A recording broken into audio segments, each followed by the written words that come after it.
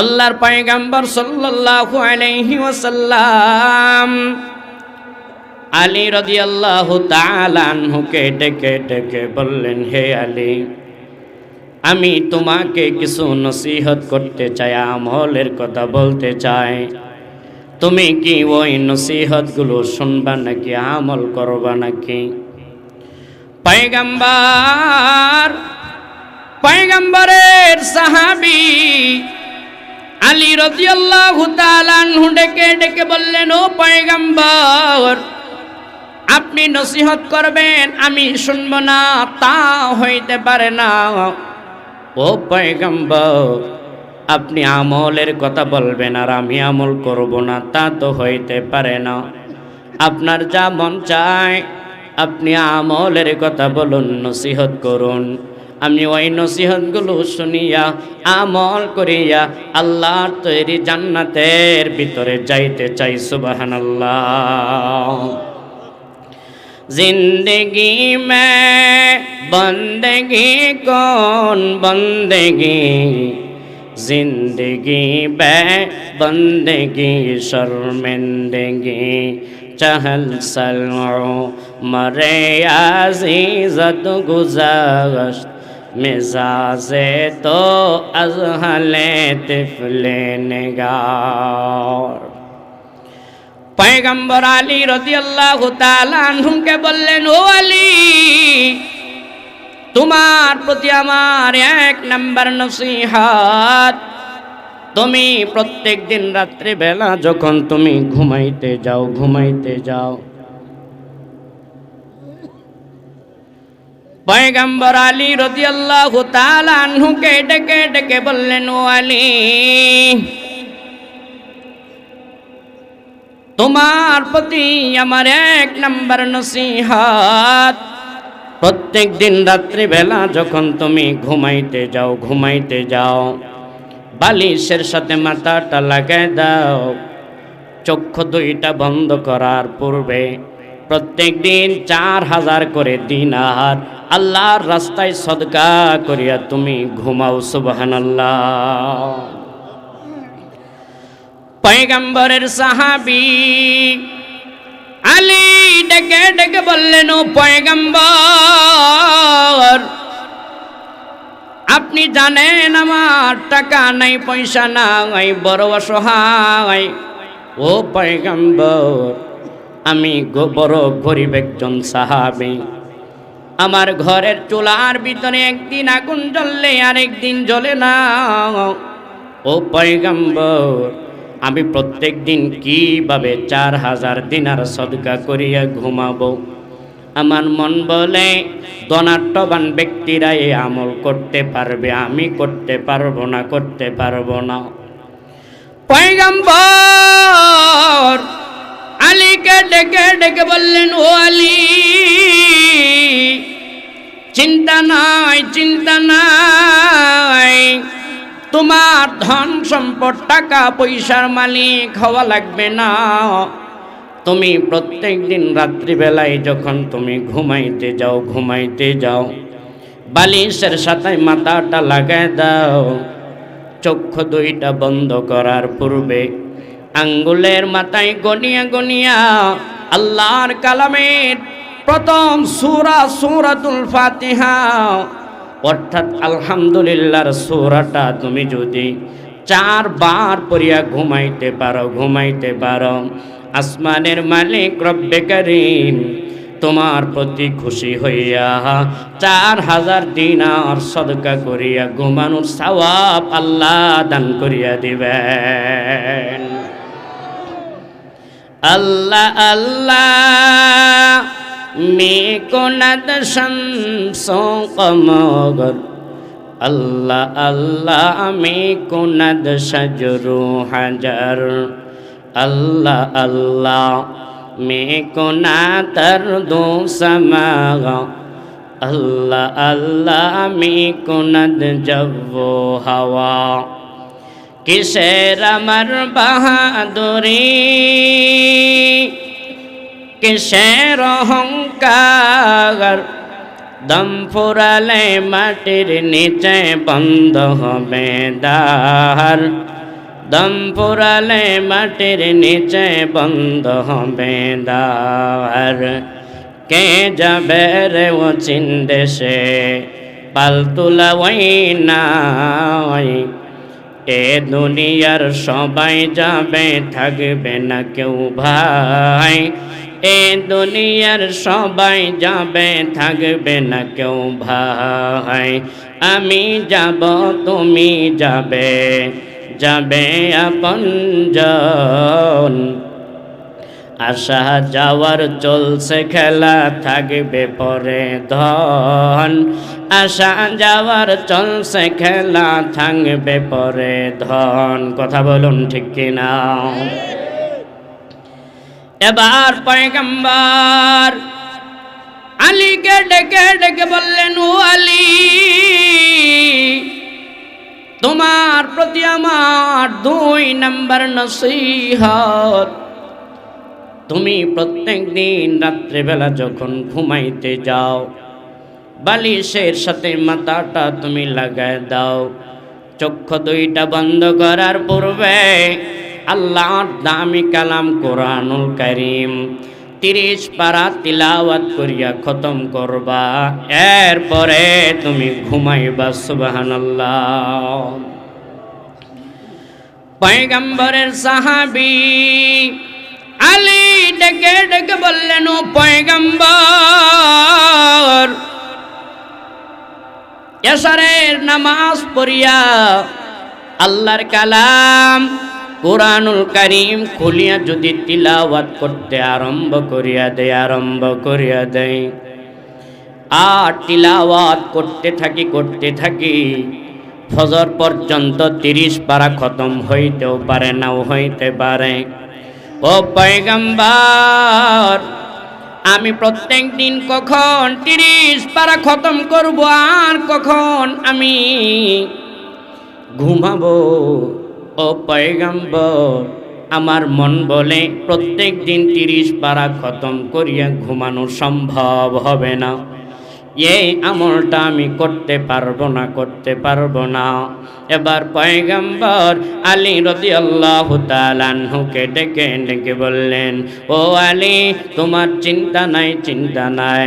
যখন তুমি রাত্রিবেলা ঘুমাইতে যাও, বালিশের সাথে মাথাটা তুমি লাগায় দাও। চক্ষু 2টা বন্ধ করার পূর্বে আল্লাহর কালামের শেষ দিকের ছোট্ট একটা সূরা, সূরাতুল ইখলাস অর্থাৎ কুল হু আল্লাহর সূরাটা যদি আঙ্গুলের মাথায় গনিয়া 3 বার তুমি পড়িয়া ঘুমাইতে পারো। চিন্তা নাই। আসমানের মালিক রব্বে কারীম তোমার প্রতি খুশি হইয়া পুরা 30 পারা কোরআনুল কারীম খতম করিয়া ঘুমানোর সওয়াব আল্লাহ তোমার আমল নামায় দান করিয়া দিবেন।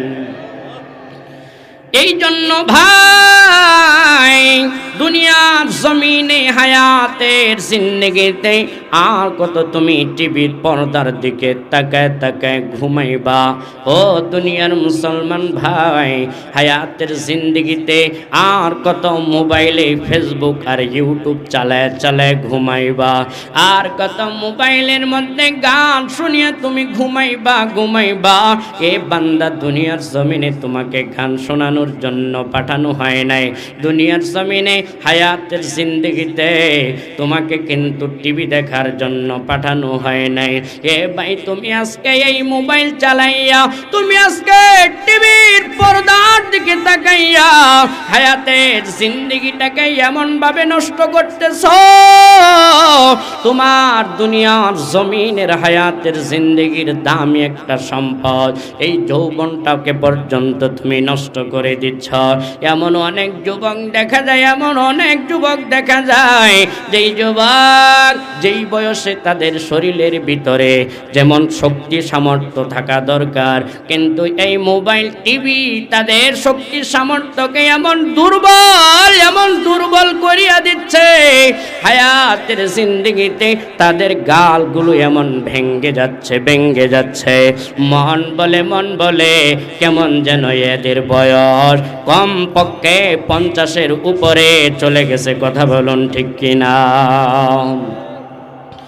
জামানা মোবাইলে খাইছে, জামানা মোবাইলে খাইছে। অল্প বয়সের পোলা মাইয়া প্রেমে জড়াইছে, জামানা মোবাইলে খাইছে, জামানা মোবাইলে খাইছে। রেডিও থয়া ট্যাপ আসিল, ট্যাপ থয়া টিভি, টিভি থয়া মোবাইল আইলো, যা খুশি তা পাবে। কথা বলুন ঠিক কিনা? রেডিও থয়া ট্যাপ আসিল, ট্যাপ থয়া টিভি, টিভি থয়া মোবাইল আইলো, যা খুশি তা পাবে। টিভির পর্দায় যাহাই আছে, মোবাইলে তা আছে। এই জামানার যুবকেরা আরো কি দেখতাছে? ওই সমস্ত জিনিস দেখা, ওই সমস্ত জিনিস দেখা নেশায় মেথেছে, জামানা মোবাইলে খাইছে, জামানা মোবাইলে খাইছে। কথা বলুন ঠিক কিনা? এই জন্য মুসলমান ভাই, হায়াতের জিন্দেগিতে 1 নাম্বার বয়ান থেকে আমল শিখে যাও। 1 নাম্বার আমল হলো তুমি 4 বার করে সূরা ফাতিহা পড়িয়া ঘুমাও। 2 নাম্বার আমল, হায়াতের জিন্দেগিতে তুমি কমপক্ষে যখনই ঘুমাইতে যাও 3 বার করে সূরা ইখলাস তিলাওয়াত করো। হে ভাই, শুধু 3 বার নাই, চলতে ফিরতে হায়াতের জিন্দেগিতে যদি তুমি বেশি বেশি সূরা ইখলাস তিলাওয়াত করতে পারো, দুনিয়ার জমিনে এমপির সাথে মানুষ সেলফি উঠায় দামি হইতে চায়, দুনিয়ার জমিনে ভাইরাল হইতে চায়, গরম একটা বক্তৃতা দিয়ে মানুষ ভাইরাল হইতে চায়। হায়াতের জিন্দেগিতে এমন সমাজের ভিতরে দেখা যায়, কত আল্লাহর বান্দা এমন পাওয়া যায় যারা টিকটক করিয়া পর্যন্ত ভাইরাল হইতে চায়। কথা বলুন ঠিক কিনা? এ দুনিয়ার মুসলমান ভাই, টিকটক করে তোমাকে ভাইরাল হওয়া লাগবে না। টিকটক করে যদি তুমি ভাইরাল হইতে চাও, এই ভাইরাল কিন্তু শুধু দুনিয়ার জমিনে তুমি হইবা, কিন্তু তুমি বেশি বেশি যদি সূরা ইখলাস তিলাওয়াত করো, এই সূরা এত দামি, এত দামি, শুধু তোমাকে দুনিয়ার জমিনে ভাইরাল করবে না। এই সূরা এত দামি, এত দামি, এই সূরা তুমি বেশি বেশি তিলাওয়াত করার কারণে আসমানের মালিক রব্বে কারীম আসমানের মধ্যে ফেরেশতাদের নিকট তোমার নামটা পরিচিত, প্রসিদ্ধ আর ভাইরাল করিয়া দিবেন। তাফসীরের কিতাবের ভিতরে আসছে, পয়গম্বর কোন একদিন বসা জিবরাইল পয়গম্বর সাল্লাল্লাহু আলাইহি ওয়াসাল্লামের দরবারে আসলেন। পয়গম্বরের দরবারে আসার পর পয়গম্বরকে ডেকে ডেকে বললেন, ও পয়গম্বর, হাযা আবু যররিন কদ আকবালা ইয়া রাসূলুল্লাহ। ও পয়গম্বর, ওই যে তাকে তাকে দেখেন, আপনার প্রাণপ্রিয় একজন সাহাবী আবু যর গিফারি কোথায় যেন হাইটা যায়। পয়গম্বর এই কথা শোনার পর বড় আশ্চর্য হয়ে গেলেন। আব্দুল করিম এই গবরা কোরার ভিতরে অবস্থান করে, তাকে এই নামটা বললে তাকে সকলেই চিনে, শাপলা বাজারে গেলে তাকে এই নামে সকলেই চিনবে, এটা তো স্বাভাবিক, কারণ এই আল্লাহর বান্দা তো কাছাকাছি জমিনের ভিতরে বসবাস করে। কিন্তু ভাই, ফেরেশতারা তো তাকে আসমানে পয়গম্বরের সাহাবী আবু যর গিফারি তো দুনিয়ার জমিনে চলাফেরা করে, মক্কার মদিনার ভিতরে তার নামটা চিনবে, জানবে, এটা তো পরিচিত থাকবে, এটা স্বাভাবিক। কিন্তু যখন ফেরেশতা পর্যন্ত তার নামটা জানে, পয়গম্বর বড় আশ্চর্য হয়ে গেলেন। ডেকে ডেকে বললেন, আফা তারিফুনাহু ইয়া জিবরাইল, ও জিবরাইল, তুমি কি আমার সাহাবী আবু যর গিফারির নামটাও জানো নাকি? তোমাদের নিকট তার নামটা পরিচিত নাকি? এই কথা যখন বললেন, এবার জিবরাইল ডেকে ডেকে বললেন, ও পয়গম্বর, আপনার সাহাবী আবু যর গিফারি মক্কা মদিনার লোকজনের কাছে এই নামটা যত পরিচিত, যত প্রসিদ্ধ, এই নামটা যত দুনিয়ার জমিনে যতটুকু ভাইরাল, আল্লাহ রব্বুল আলামিন এই আপনার সাহাবীর নামটাকে ফেরেশতাদের নিকট আসমানের মধ্যে এর চাইতে বেশি পরিচিত, প্রসিদ্ধ আর ভাইরাল করিয়া দিয়েছেন। পয়গম্বর ডেকে ডেকে বললেন, ও জিবরাইল, লিমা নালা হাযিহিল ফাদিলা ইয়া জিবরাইল, ও জিবরাইল, আমার সাহাবী আবু যর গিফারি হায়াতের জিন্দেগিতে কি আমল করে যেই আমলের কারণে আমার সাহাবী দুনিয়ার জমিনে চলে, মক্কা আর মদিনার জমিনের ভিতরে চলে, হায়াতের জিন্দেগিতে জীবন যাপন করে, কিন্তু তার নামটা আল্লাহ আসমানে ফেরেশতাদের নিকট পর্যন্ত পরিচিত, প্রসিদ্ধ আর ভাইরাল করিয়া দিয়েছেন। এবার জিবরাইল ডেকে ডেকে বললেন, ও পয়গম্বর, আপনার সাহাবী আবু যর গিফারি হায়াতের জিন্দেগিতে তার অত্যন্ত দামি মারাত্মক দুইটা আমল রয়েছে, যেই দুইটা আমলের কারণে আল্লাহ রব্বুল আলামিন আসমানের ফেরেশতাদের নিকট পর্যন্ত নামটা পরিচিত আর প্রসিদ্ধ, ভাইরাল করে দিয়েছেন। এবার পয়গম্বর বললেন, ও জিবরাইল, বলো বলো, কোন দুই আমলের কারণে আমার সাহাবীর দাম আল্লাহ এত বাড়ায় দিলেন? এই কথা বলার পর ভাই ভালো করে আমল দুইটা শুনিয়ে যাও। হায়াতের জিন্দেগিতে কত বয়ান তুমি শুনলা, হায়াতের জিন্দেগিতে খতিবদের নিকট শুক্রবারে কত বয়ান তুমি শুনলা, হায়াতের জিন্দেগিতে কত তাবলীগওয়ালা আল্লাহর বান্দারা পিঠের ভিতরে হাত বুলায় কত বয়ান করলো, কিন্তু না, তোমার ভিতরে আমলের পরিবর্তন আনো নাই। আজকে যেহেতু কনকন শীতের ভিতরে কষ্ট করে বসে গেছ, বয়ান দুইটা আমল দুইটা ভালো করে শুনিয়া যাও। পয়গম্বরকে জিবরাইল ডেকে ডেকে বললেন, ও জিবরাইল, ওই আমল দুইটা কি একটু জানায় দাও। এবার জিবরাইল পয়গম্বরকে বললেন, ও পয়গম্বর, আপনার সাহাবীর দামি দুইটা আমলের এক নাম্বার আমল হলো লিফসিগারিহি ফি নাফসিহি। আপনার সাহাবী আবু যর গিফারি দুনিয়ার জমিনে এমন ভাবে চলে, হায়াতের জিন্দেগিতে কখনো সে নিজেকে বড় মনে করে না, হায়াতের জিন্দেগিতে সব সময় নিজেকে ছোট মনে করে। এই জন্য ভাই, আজকে এই ভয়ান থেকে একটা আমল তুমি এখান থেকে শিক্ষা নাও, নিজেকে সব সময় তুমি ছোট মনে করো। এ ভাই, হায়াতের জিন্দেগিতে তুমি টাকার গরম দেখাইবা না, হায়াতের জিন্দেগিতে তুমি কোনোদিন ক্ষমতার গরম দেখাইবা না, হায়াতের জিন্দেগিতে তুমি কোনোদিন শরীরের রক্তের গরম দেখাইবা না। ও ভাই, তুমি কি একটু চিন্তা করে দেখো না, তোমার মতো কত শরীরের রক্তের গরম বলা আল্লাহর বান্দা ছিল, দুনিয়ার জমিন থেকে বিদায় হয়ে কবরের ভিতরে চলিয়া গেল। তোমার মতো কত আল্লাহর বান্দা টাকা ওয়ালাই দুনিয়ার জমিনে ছিল, এই টাকার খুব গরম দেখাই তো আজকে দুনিয়ার জমিনে নাই, বিদায় হয়ে গেল। এ ভাই, তোমার মতো কত ক্ষমতাধর আল্লাহর বান্দা ছিল, দুনিয়ার জমিন ছেড়ে বিদায় হয়ে অন্ধকার কবরের বাসিন্দা হয়ে গেল। এই জন্য ভাই, তোমাকেও কিন্তু একদিন বিদায় হওয়া লাগবে। তুমি যদি নিজেকে বড় মনে না করিয়া নিজেকে যদি ছোট মনে করতে পারো, তোমার নামটা আল্লাহ আসমানের মধ্যে পরিচিত, প্রসিদ্ধ আর ভাইরাল করিয়া দিবেন। শুধু তাই নয়, আল্লাহর নবী বলেন, মান তাওয়াযা লিল্লাহ সাফাহুল্লাহ। তুমি নিজেকে ছোট মনে করবা, তুমি যদি নিজেকে বিলীন করিয়া দিতে পারো, নিজেকে যদি হায়াতের জিন্দেগিতে মিটায় দিতে পারো, আল্লাহ রব্বুল আলামিন দুনিয়ার জমিনে তোমার মান ইজ্জত বাড়ায় দিবেন, চমকায় দিবেন। কবরে যখন যাইবা তোমার কবরটাকে আল্লাহ জান্নাতের বাগান বানায় দিতে পারেন।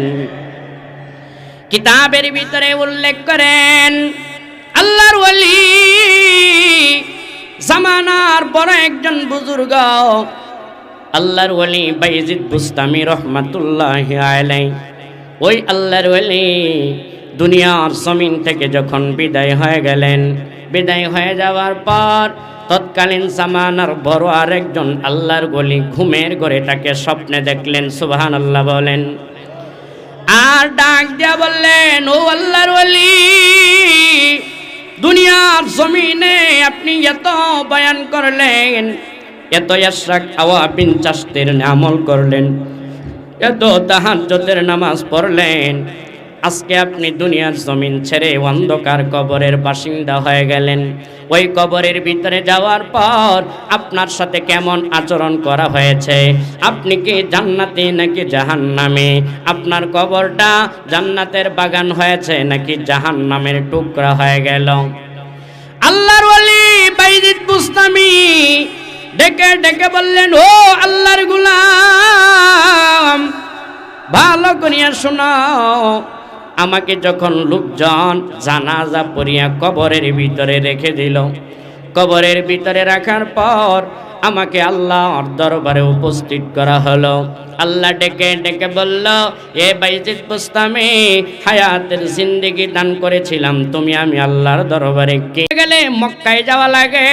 ও পয়গম্বর, আমি তো মদিনার ভিতরে থাকি, তাহলে আমি কিভাবে হজ করব? প্রত্যেক দিন হজ করা আমার পক্ষে সম্ভব হবে না।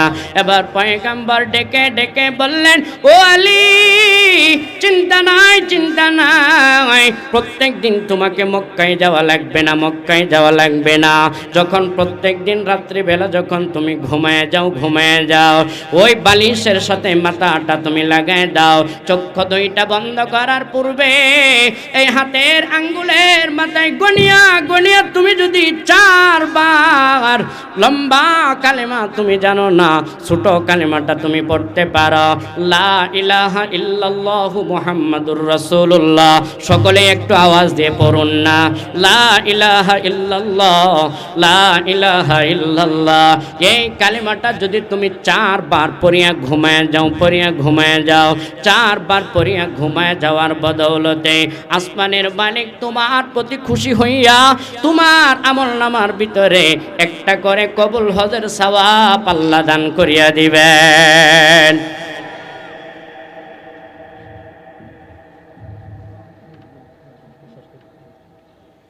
এই জন্য ভাই, হায়াতের জিন্দেগিতে 5টা আমলের কথা বললাম। প্রত্যেক দিন রাত্রেবেলা 4 বার করে সূরা ফাতিহা পড়ো। 2 নাম্বার আমল 3 বার সূরা ইখলাস পড়ো। 3 নাম্বার আমল 10 বার করে আস্তাগফিরুল্লাহ পড়া। 4 নাম্বার আমল 3 বার রাসূলের উপর দুরূদের আমল করা। 4 নাম্বার হলো কালিমাটা 4 বার করিয়া পড়িয়া ঘুমাও। ভাই, বুখারী শরীফের হাদিস, আহাব্বুল আমালি ইলাল্লাহ যদিও আমলগুলো নফল, কিন্তু যদি ধারাবাহিকভাবে হয়, হইতে পারে আসমানের মালিক রব্বে কারিম এই আমলগুলো করার কারণে জিন্দেগির গুনাহগুলো ক্ষমা করিয়া আল্লাহ রব্বুল আলামিন কবরটাকে জান্নাতের বাগান বানাইয়া শেষ পর্যায়ে আল্লাহর অপরন্ত নিয়ামতের ভান্ডার জান্নাতের মালিক আল্লাহ বানায় দিবেন। আল্লাহ